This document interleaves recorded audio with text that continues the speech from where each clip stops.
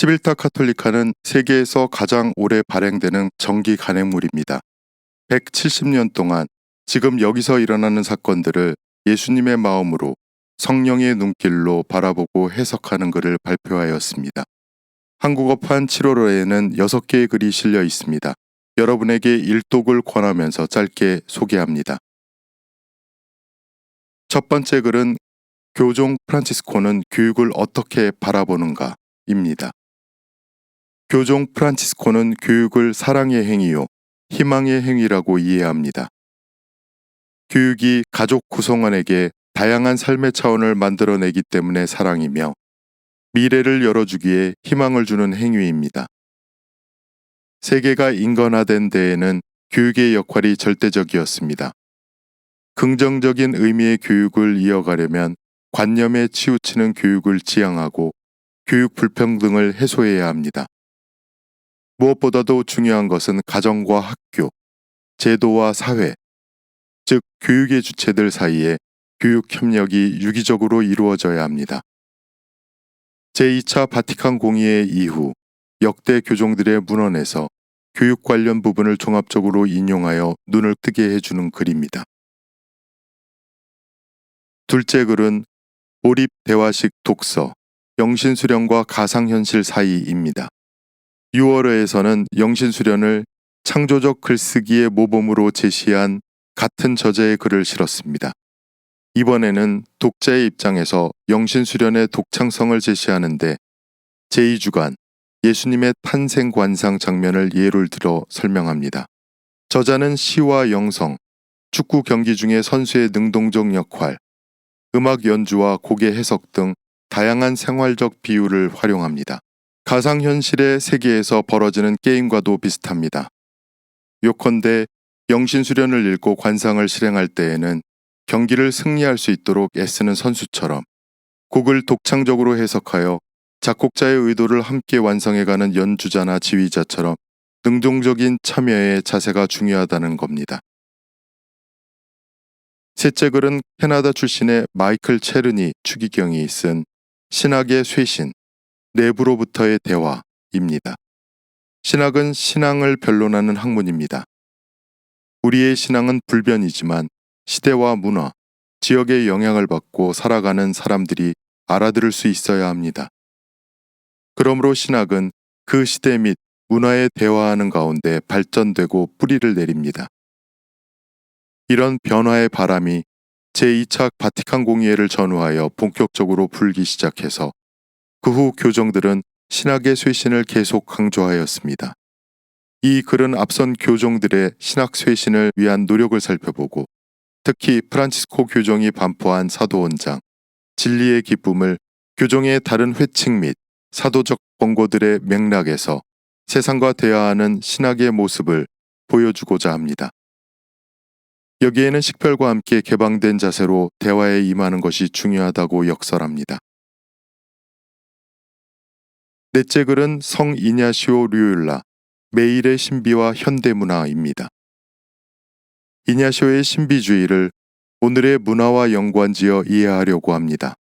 르네상스로 제기된 철학 종교적인 문제들, 끊임없는 전쟁들, 비유럽 문명의 발견, 이슬람 세력에 대한 공포, 프로테스탄트 종교개혁과 서구 교회의 분열 등 낯선 세계에 던져진 사람들은 어찌할 바를 몰랐습니다. 이런 변동과 변화와 불확실성을 전혀 모른 채 이냐시오는 홀로 하느님을 만나 새로운 세상을 향한 전망을 열었습니다.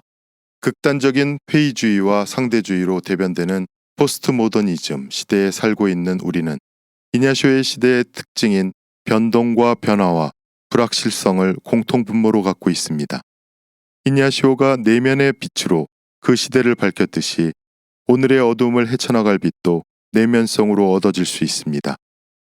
이냐시오의 신비는 도심 가운데 있는 수도승과 같은 것이라고 힘주어 말합니다. 다섯 번째 글은 성직자가 저지른 성추행 시대의 기억의 신학입니다. 프랑스는 주교회의 요청으로 교회에서 자행된 성추행에 관한 전수조사에 착수하여 작년 10월 그 결과를 발표하였는데 피해자가 수만 명에 이른다는 것이 드러났습니다. 성직자가 저지른 끔찍한 행동의 여파는 하느님 백성 모두에게 큰 상처를 남깁니다. 성직자가 저지른 성추행을 치유하는 데는 오랜 시간이 걸릴 것입니다. 여기서 신학이 기억하고 평가하고 치유하는 역할을 어떻게 하는지를 탐구할 필요가 있습니다. 이 글은 기억의 화해를 이루는 길을 모색하고 이와 동시에 상처의 치유와 구원의 가치를 신학적으로 정립하고자 하는 노력입니다. 아프지만 외면해서는 안 되는 현실을 직시하면서 주님의 교회가 누구에게나 안전한 집으로 거듭날 수 있는 지혜를 얻기를 빕니다.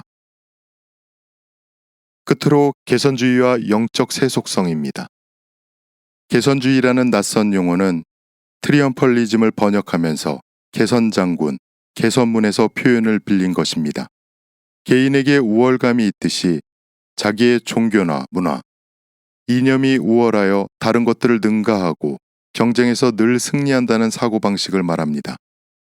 예수님은 십자가를 통해서 세상을 구원하였는데 개선주의는 실패와 고난을 부정합니다. 영적으로 뛰어난 사람은 세속적인 면에서도 뛰어나다는 겁니다. 그러나 이런 믿음은 진리를 손에 넣었다는 교만에서 나온 유혹입니다. 이런 유혹은 사실을 추상화시키는 것과 관련이 많기 때문에 우리는 땅에 발을 디든 신앙을 잃지 않도록 조심해야 합니다. 영상을 마치기 전에 곧 나올 새 책을 소개하려 합니다. 시빌타 카톨리카는 3년 전부터 온라인 발행을 해왔습니다. 그러나 적어도 1년에 한 번은 종이책으로 출간하려고 합니다. 올해에는 이냐시오회를 마감하면서 영신수령과 관련된 글들을 중심으로 선정하였습니다.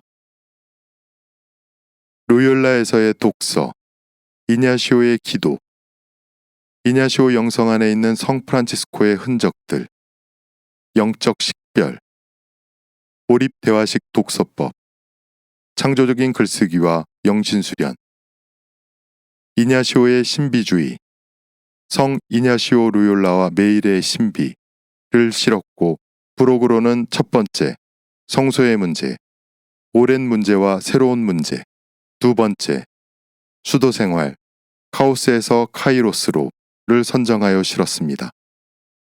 영신수령과 이냐시오의 영성에 대해 다른 곳에서는 접하기 힘든 새로운 접근법을 소개하는 시빌타 카톨리카의 영신수련 특집호를 많이 애독해 주시기 바랍니다. 지금까지 소개 영상을 시청해 주신 여러분께 감사드립니다. 다음 달에 또 뵙겠습니다. 안녕히 계세요.